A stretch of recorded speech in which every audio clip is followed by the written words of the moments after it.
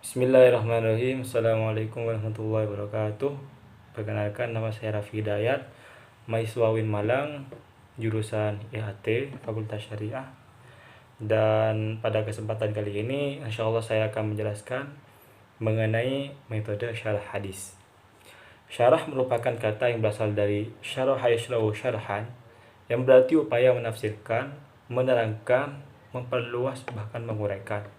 Syarah ini juga disebut sebagai keterangan tambahan atau hasyiah, karena memang dulu pada umumnya ulama-ulama terdahulu itu memberikan keterangan tambahan di pinggiran kitab. Adapun metode syarah hadis ini terbagi menjadi 3 macam. Yang pertama itu metode tahlili.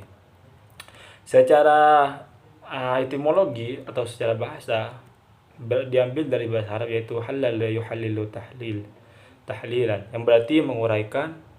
Metode tahlili adalah metode analisa yang biasa digunakan dalam ilmu tafsir untuk menginterpretasi ayat-ayat Al-Quran. Sedangkan secara terminologi atau secara istilah, metode tahlili adalah metode yang mengurai kosakata dan lafaz, menjelaskan apa yang diistinbatkan dan mengaitkan antara satu sama lain dengan merujuk aspek historis dan nas-nas yang lain. Kitab syarah yang menggunakan metode tahlili mempunyai ciri-ciri sebagai berikut. Yang pertama, pensyarahan yang dilakukan dengan pola penjelasan makna yang terkandung dalam hadis secara komprehensif dan menyeluruh. Kemudian yang kedua, dalam pensyarahannya, hadis dijelaskan kata demi kata, kalimat demi kalimat, secara berurutan serta tidak terlewat juga asbabul wurud hadis tersebut jika hadis tersebut memilikinya.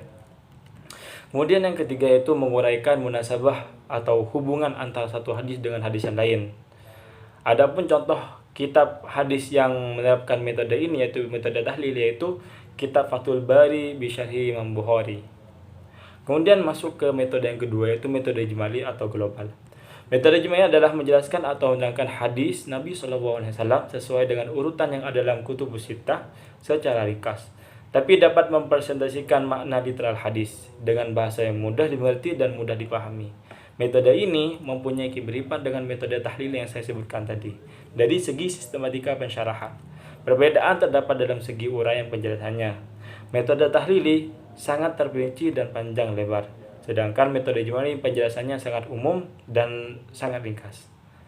Ciri-ciri metode ijmali terdapat 2. Yang pertama yaitu pensyarahan langsung melakukan penjelasan hadis dari awal sampai akhir tanpa perbandingan dan penetapan judul. Kemudian yang kedua, penjelasannya umum dan sangat ringkas, karena pensyarah tidak memiliki ruang untuk mengemukakan pendapat sebanyak-banyaknya. Contoh kitab yang menggunakan metode ijmali ini yaitu Syarah As-Suyuti li Imam An-Nasai.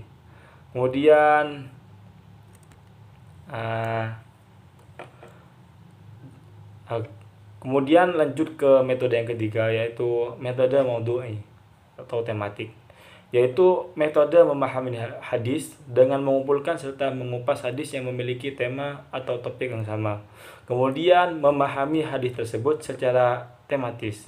Meskipun metode ini lebih populer di kalangan ahli tafsir, namun metode ini juga diterapkan di kalangan ahli hadis. Di antara ulama kontemporer yang mengembangkan hadis ini adalah Yusuf Al-Qaradawi. Adapun ciri-ciri dari metode maudhu'i ini, yang pertama yaitu menghimpun hadis-hadis yang sama yang membicarakan satu topik permasalahan. Kemudian yang kedua yaitu memahami makna dari masing-masing hadis. Dan yang ketiga, untuk memahami hadis secara komprehensif dengan menggunakan metode pendekatan secara tematik.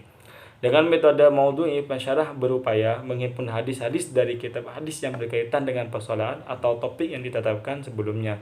Kemudian membahas dan menganalisis kandungan hadis-hadis tersebut sehingga menjadi satu kesatuan yang utuh hingga menghasilkan suatu kesimpulan yang mudah dipahami. Adapun kitab hadis yang menggunakan metode ini yaitu Sahih Muslim di Imam An-Nawawi. Kurang lebihnya seperti itu. Apabila ada kesalahan saya mohon maaf. Selebihnya saya mohon maaf sebesar-besarnya. Wassalamualaikum warahmatullahi wabarakatuh.